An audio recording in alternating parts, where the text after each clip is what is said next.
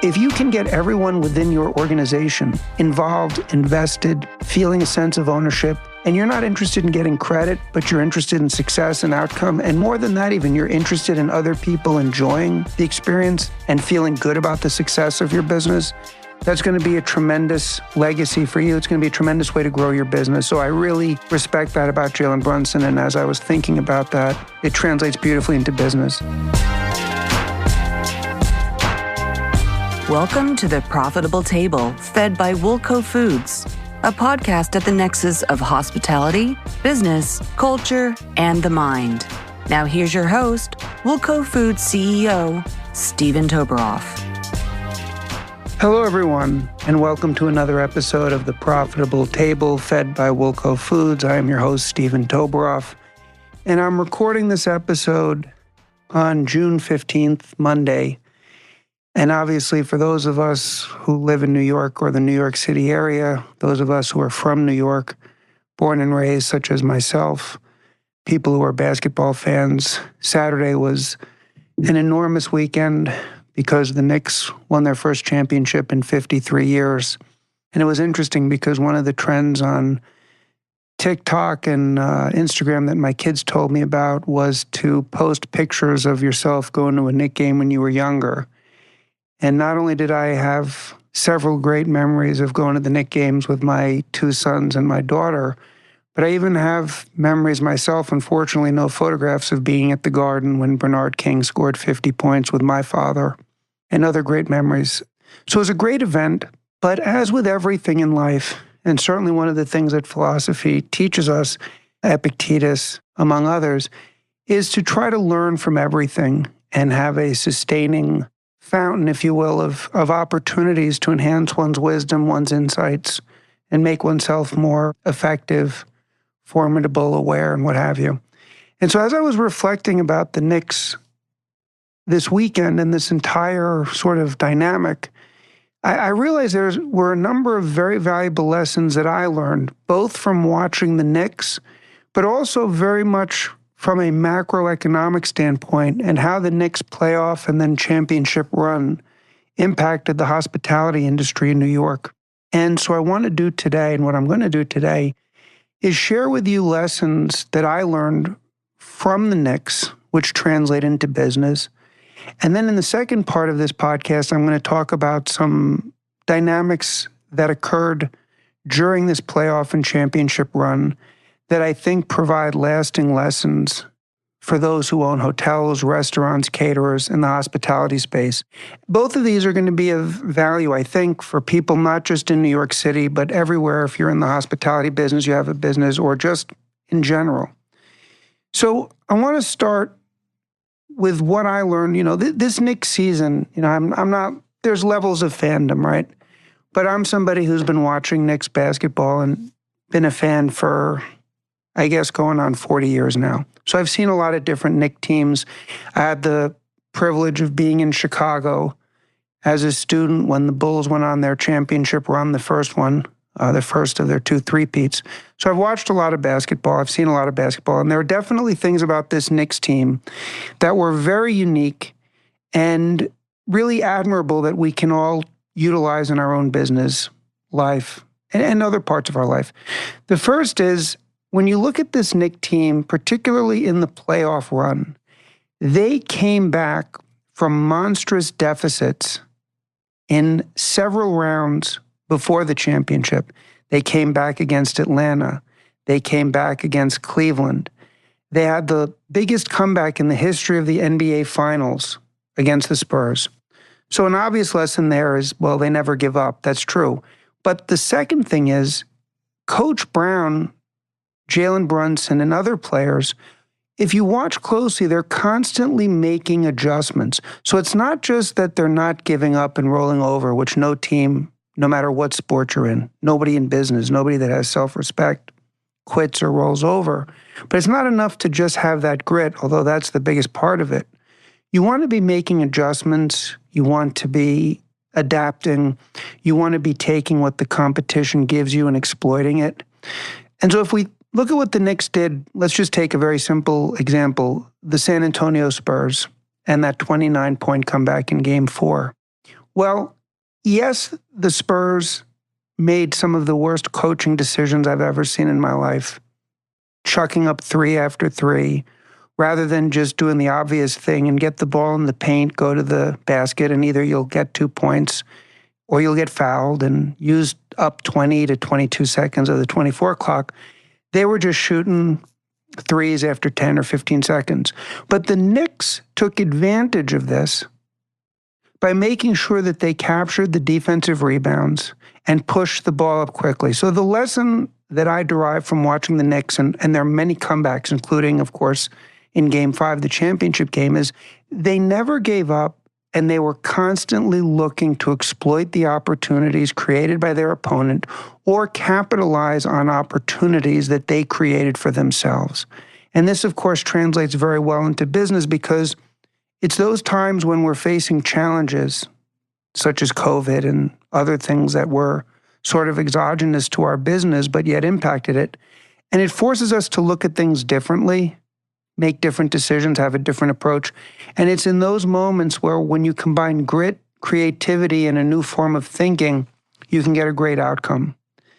The second thing about the Knicks is if you look at the Spurs series, but you could look at the series against Philly, you could look at the series against Atlanta, even against Cleveland. Jalen Brunson had a great quote. He said, "It's almost like we start the game 30 minutes after everybody else." So one of the trends in this playoff run of the Knicks was they were almost always in a position where they were coming back. But they never collapsed. They never got dissuaded by that. And no matter how they started out, they changed, they adapted, they did what they had to do to achieve the ultimate outcome. You know, if you listen to Brunson, if you listen to Coach Brown, both of them and others said, look, it would have been optimal if we were not doing this. We didn't play our best basketball. You heard them say that a lot, particularly about Game 4. And yet they got the job done. And the lesson in that for all of us is if you're a results-oriented operator and you have a clear set of objectives that you want to achieve, then that's your benchmark. Sometimes you have to win ugly. Sometimes you don't start out the way you want to start out. Sometimes things are not going your way initially. But if you hit your objective, you did it. And if you didn't, you didn't. And this was a Knicks team that won on the road, at home. They always found a way to get the job done, whether they started out hot or not, whether they played their best basketball or not. You know, it's really incredible. Another thing about the Knicks, and particularly Jalen Brunson, there's a few things that were really impressive. Jalen Brunson made a very unselfish decision to forego what I think, if I remember correctly, what would have been an extra $100 million in salary over his most recent contract signing, so that there would be money available under the cap to build the necessary pieces around him. Now, a lot of people in professional sports would have taken a very short-term approach. How can you give up that $100 million? This is a professional business that you're in. Your job is to make as much money. Don't give the owners a break, etc. But Jalen Brunson and his family and the people around him are obviously extremely smart, and Jalen Brunson understood, hey, if I make this sacrifice, the reward is going to be so great. And it most assuredly was. Now, on the most important and basic level, Jalen Brunson is going to go down in history. His name is going to ring out in New York history and basketball history. Is that worth $100 million to a guy who over the course of his life is going to make a fortune? Yeah, it probably is. And that's exactly why he did it. And that's why it's admirable. But in addition to that, being the captain of the Knicks, who won their first championship in 53 years in New York City, he's going to have so many different ways to monetize this that if he views the $100 million that he forego or did not take as an investment, he's going to do so much better. So this reminded me that in business, a lot of times if you make short-term financial decisions, if you try to maximize profits at a time when things are great and you don't reinvest, even though it means you might make less money, Or if everything's going well and you don't want to spend that money and time and stress and agitation and all of the other stuff to invest and learn new technologies, the long-term pain for that is going to be a problem. But if you make the short-term decision that looks like you're sacrificing, and you are sacrificing, there was no guarantee the Knicks were going to win, obviously. But if you're willing to make those sacrifices in the moment in pursuit of something larger, you really set yourself up for excellence in business. And if you never make those sacrifices, if you're constantly looking at just short-term maximization, no long-term investment, it's far from being an optimal business person. And in the hospitality space, there's a constant need for reinvention, reinvestment, utilization of technology. So it's an extremely important lesson.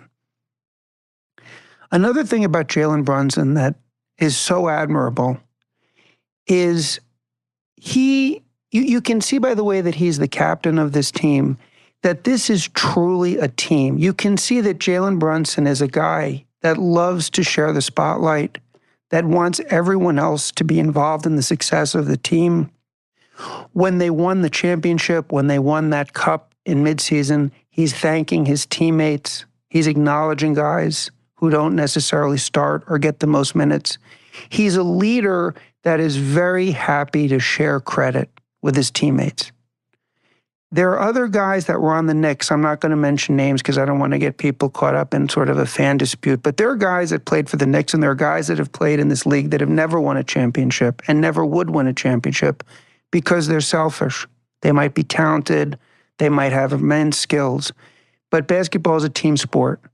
And this Knick team, whether it was OG, whether it was Cat, whether it was Hart, everybody contributed. And everybody felt ownership of that team. This was not the type of team where it was all about hyping a star and everybody else was an accessory, kind of like the way the Spurs hyped Wemby. This was a real team, and Jalen Brunson absolutely facilitated that in the way that he carried himself as a captain, in the way that he shared credit, in the way that he included everybody. And this is so important in business.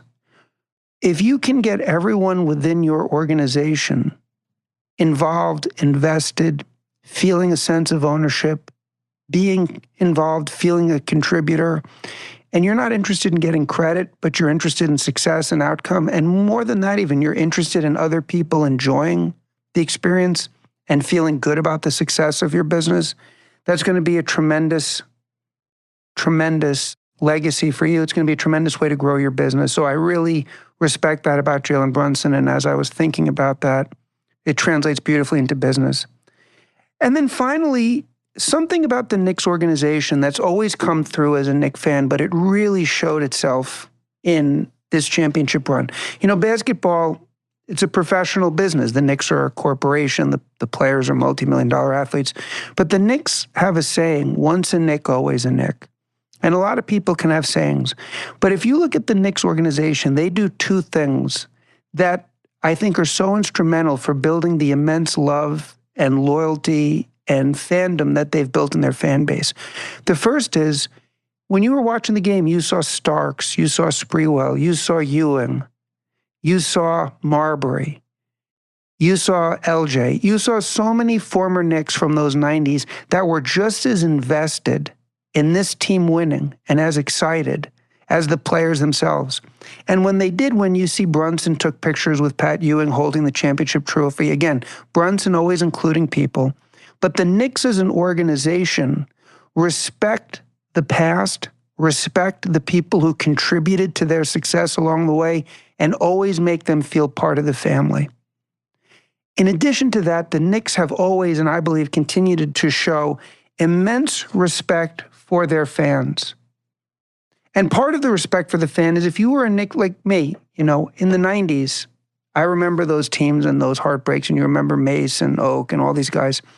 Well, by honoring that legacy, even though Oakley wasn't there, but having guys like Sprewell and Patrick Ewing and other people there, you're honoring that fandom from the 90s. When you have Clyde Frazier and those guys participating in the celebration, you're honoring the fandom from the 1973 and the 1970 team. So the Knicks organization always made a very clear and authentic effort to let all of their fans and all of their former players know that this is a community.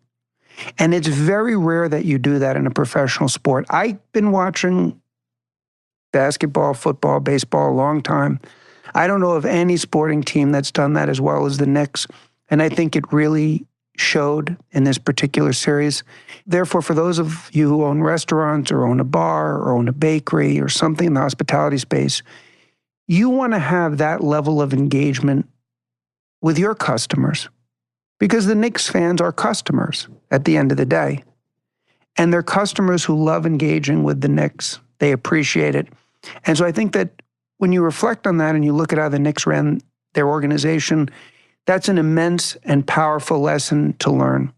So those are some of the lessons that I learned from watching this particular Knicks run that I think spill over into business. Would love to hear from you via email, via Instagram, if there's other things that you learned from this Knicks team that translate well into business. You can reach me at steven@woolcofoods.com, or you can DM me at woolcofoods.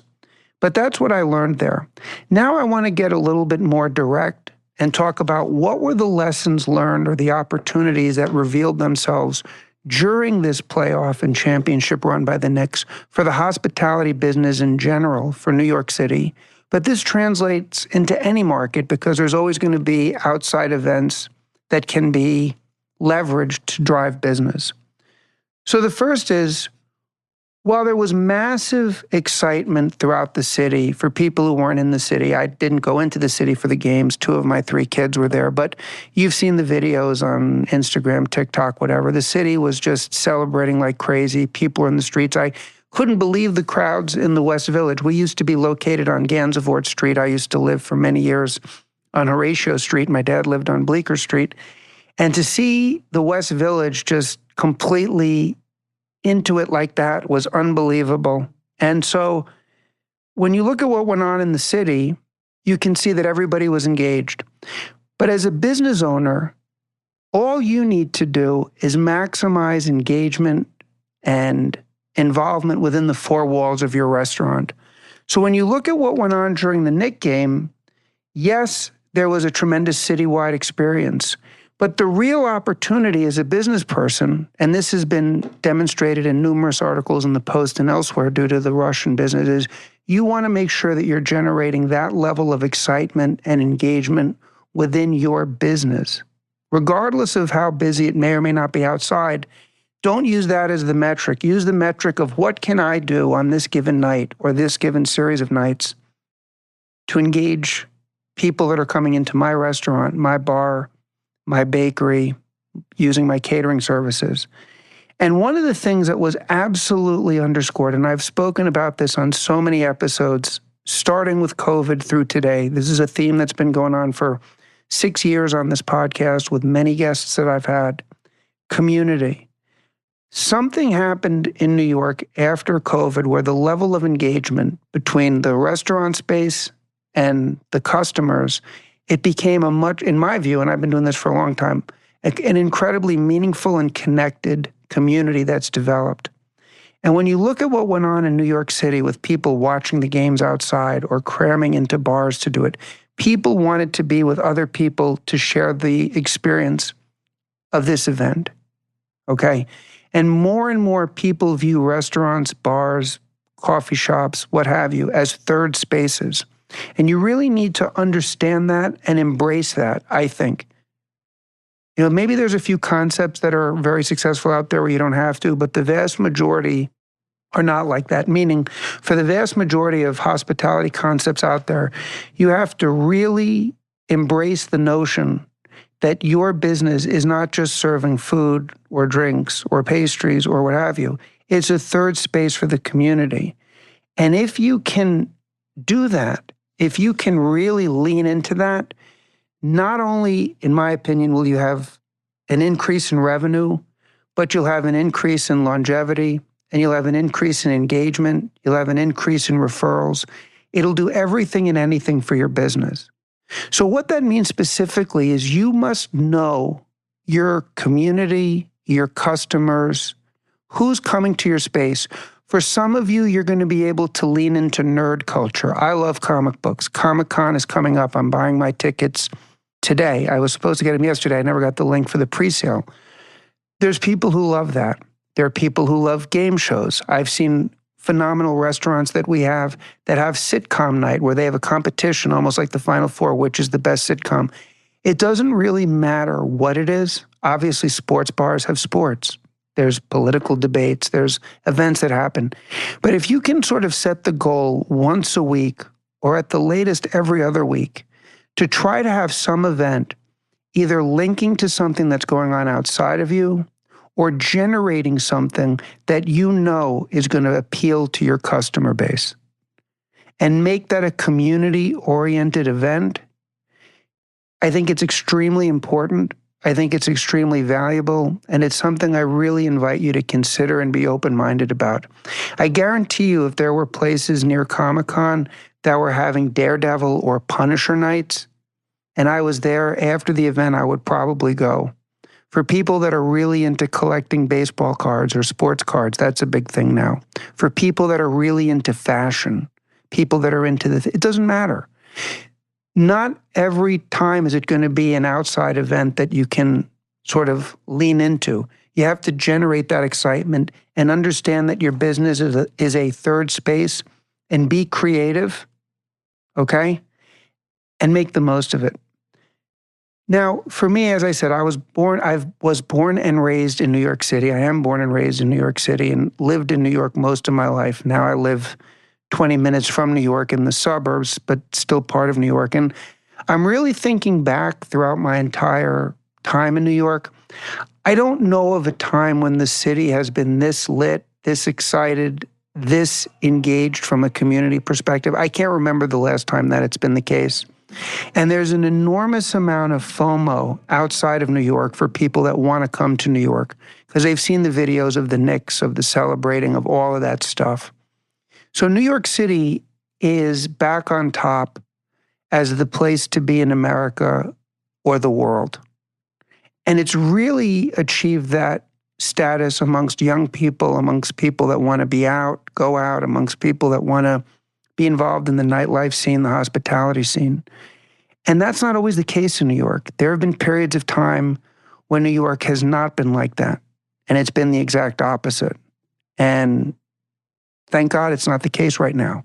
And so what that means for you is any amount of time that you spend marketing on Instagram, on TikTok, on other tools that you may have that are available to sort of convey to the world what makes your space a great community space for a great New York experience. I'm predicting that the remainder of this year and certainly Q4, we're going to see a substantial increase in tourism over last year. Last year, and this has been well reported in the papers, was a very difficult year in New York City for tourism. The Canadians stayed away. A lot of people stayed away because of decisions that were made at the political level. Just call it what it is. I believe that that is reversed now, and people really want to come to New York. And so I believe that this event that we just enjoyed of the Knicks winning a championship is going to persist. We're in the World Cup. We're a week away from the Pride Parade. There's a lot of things going on, but I think as we go into Q4, tourism's going to be up. And therefore, I think it's really incumbent upon every restaurant, every hospitality business to do what they can to convey to the outside markets that this is what you will get if you come to our restaurant. It's not just about the food. It's not just about the cocktails. It's about the true hospitality of it. And the hospitality you're going to experience is real New York hospitality. And I think if you do that, there's going to be tremendous benefits to that. Something else that I saw as a statistic, and maybe this isn't as interesting as it occurred to me just based on overall statistics, but I saw that it said 69% of people in New York right now were not alive when the Knicks won their last championship. I don't know if that statistic is correct. It was on the news, but assuming it is correct, that shows a demographic in New York City that really skews younger, right? And that maybe shouldn't be surprising. But what's phenomenal about that is the more young people that want to come to New York City, the more businesses are going to have to stay in New York and expand in New York so that they can recruit the most talented workers, et cetera, et cetera. So as you develop your concepts as a restaurant, as a bar, as a whatever, you just want to be mindful of that. Now, there's a reverse way to play this, of course, as well, because if 69% were not born, the other 31% were, and you want to have a niche space for them. So there's opportunities here to sort of play it both ways. But the point that I'm trying to make is as you develop your concepts, as you leverage the concepts that you already have, just be mindful of who the target customer base could be and at least devote some time and energy to appealing to that. Because essentially that's what the numbers show. And, as business, I had a great interview last week with Allison Aravello from Pasta Louise. And one of the things she did, and I really sort of latched onto this because I had such respect for it, is before she opened her restaurant, she spent a lot of time in the neighborhood and she would sit on a street corner there at different times of the day to get a real feel of who the potential clientele and who the neighborhood was. Well, this is giving us a clear data point that New York skews a little bit younger, or at least from a majority standpoint. That's relevant in terms of how you position your brand, your restaurant, your cafe, your bar. But then again, there is the flip side to that as well, which can also be leveraged. So I guess what I would say sort of to wrap up this entire podcast from the perspective of business people within the hospitality space is if you own a restaurant or a bar, hotel, caterer, right now you are the recipient of what is probably hundreds of millions of dollars of marketing money, paid and unpaid. How much money would, your restaurant have to pay to leverage Taylor Swift going to Madison Square Garden with Timothée Chalamet and the Knicks winning and Wu-Tang Clan playing during halftime? It would be millions of dollars. And yet those of us in this space get to be the recipients of that without having to invest any money in it. So we're at a moment in time where there's an enormous amount of attention and money being spent to really hype New York at the very same moment when its vibrancy, its community, the unique attributes that make New York such a great city are coming back.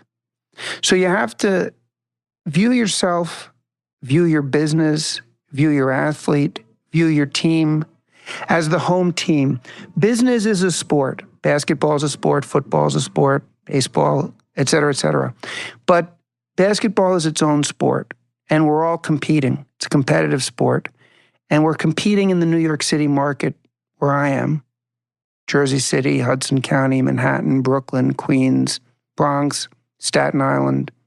And in that competition, there's a lot of advertising hyping it up that we're not paying for, but we do have the opportunity to make the most of.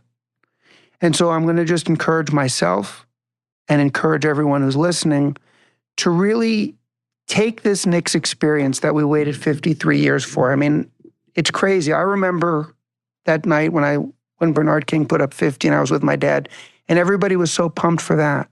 And the Knicks, they didn't win a championship that year. And those teams in the 90s, I remember that. And Linsanity, and just everything. And yet every night there was something about the Knicks where there was that level of engagement, excitement, competition, never quitting, pursuing a goal and pursuing it joyously, not with bitterness, I mean, I never felt bitter as a Knicks fan. I never felt like this organization let me down. I always felt like we'll get them next year. We're going to stick with it. We'll get them next year. It's all good. We're not quitting. We're New York. So I'm encouraging myself and I'm encouraging everyone else to really take this championship win and instead of just being on the sidelines applauding, use it to inspire us to run our business better, to be smarter, to push harder, to push smarter, and to really get to the next level that we want to get to, wherever we've been now. Because, as I say, as a philosopher, we seek to learn from everything. And as a Knicks fan, this was fucking awesome. So I hope everybody enjoyed this podcast. If you enjoyed this content, I would love it if you would share it with other people. If you'd love to share some ideas about things that you learned from watching the Knicks that are going to translate into your business life or just your personal life. Would love to hear from you. Steven@WilcoFoods.com or at WilcoFoods on Instagram.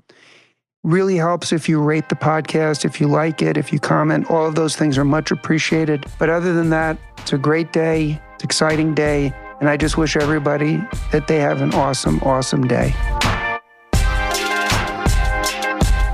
Thank you for listening to The Profitable Table, fed by Wilco Foods.